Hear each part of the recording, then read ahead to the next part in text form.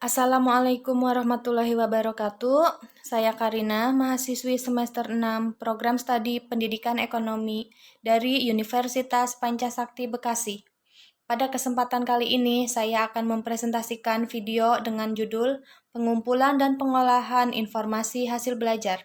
Video ini untuk memenuhi tugas kuliah, yaitu tugas UAS, mata kuliah evaluasi pembelajaran dengan dosen pengampu, Bapak Dr. Supriyadi, STP MPD. Simak videonya berikut ini. Pengumpulan dan pengolahan informasi hasil belajar. Daftar isi. Kisi-kisi pengukuran, skala pengukuran hasil belajar, memeriksa dan mengolah hasil tes, analisis butir tes hasil belajar, tujuan analisis butir soal, proses dan prosedur analisis kualitas butir soal.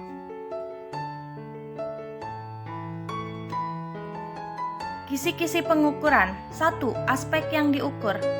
Aspek kognitif. Aspek kognitif ini adalah penilaian yang dilakukan atas dasar kemampuan dalam mengenal sesuatu yang mengacu pada proses seseorang memperoleh pengetahuan yang ada dalam dirinya. Aspek afektif. Aspek afektif ini berkaitan dengan sikap yang dilakukan seseorang setelah menerima pembelajaran. Aspek psikomotorik. Penilaian yang tidak hanya dengan menjawab soal, tetapi juga merancang kegiatan yang menunjukkan kelebihan yang dimilikinya. 2. Jenis alat ukur yang digunakan. Tes. Bentuk tes dimaksudkan untuk mengetahui tingkat penguasaan kompetensi menggunakan bentuk tes pensil dan kertas. Dan bentuk penilaian kinerja. Non-tes.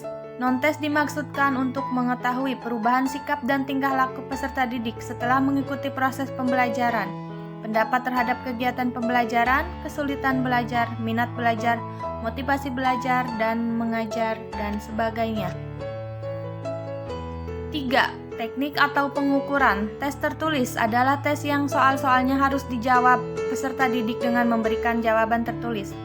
Tes lisan, yakni tes yang dilaksanakannya dilakukan dengan mengadakan tanya jawab secara langsung antara pendidik dan peserta didik. Tes perbuatan, yakni tes yang penugasannya disampaikan dalam bentuk lisan atau tertulis, dan pelaksanaan tugasnya dinyatakan dengan perbuatan atau unjuk kerja. 4. Cara penskoran dan pengolahan. Informasi hasil belajar siswa dapat dikumpulkan dengan menggunakan berbagai bentuk penilaian, misalnya dengan tes tertulis, sedangkan unjuk kerja siswa sering dinilai dengan cara pemberian tugas atau portofolio.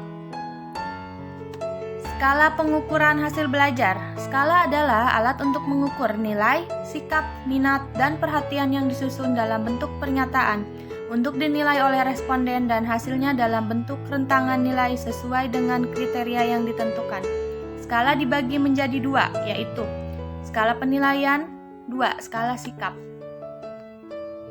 Memeriksa dan mengolah hasil tes. Pengumpulan dan pengolahan informasi hasil belajar dari tes tertulis. Informasi hasil belajar dari tes tertulis dikumpulkan dari hasil tes tertulis, baik hasil tes ulangan harian, tes tengah semester, maupun tes akhir semester.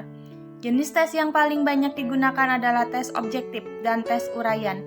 Menurut Zainal Arifin 2006, dalam pengolahan data hasil tes menggunakan 4 langkah pokok yang harus ditempuh.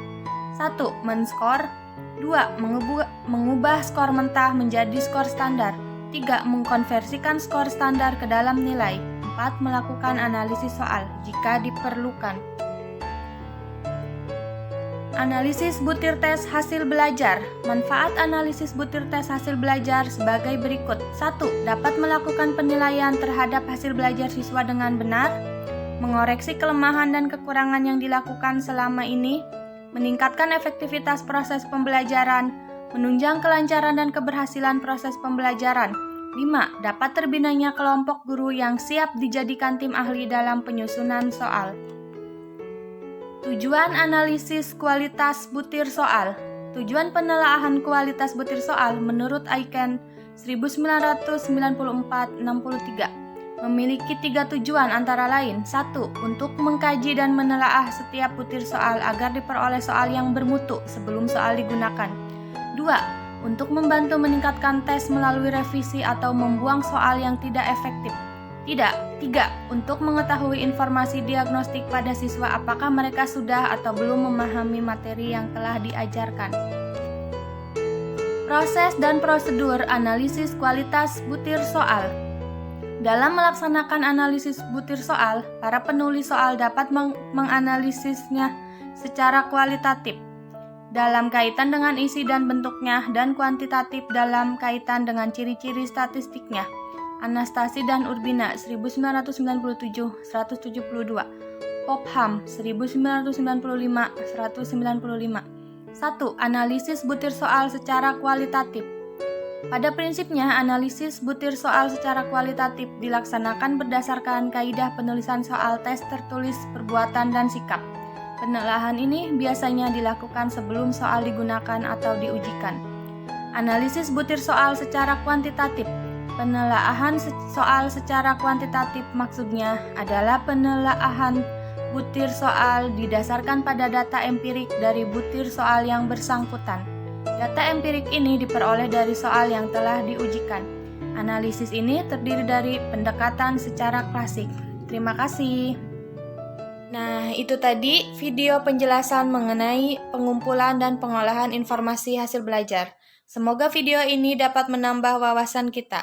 Akhir kata saya ucapkan, wassalamualaikum warahmatullahi wabarakatuh.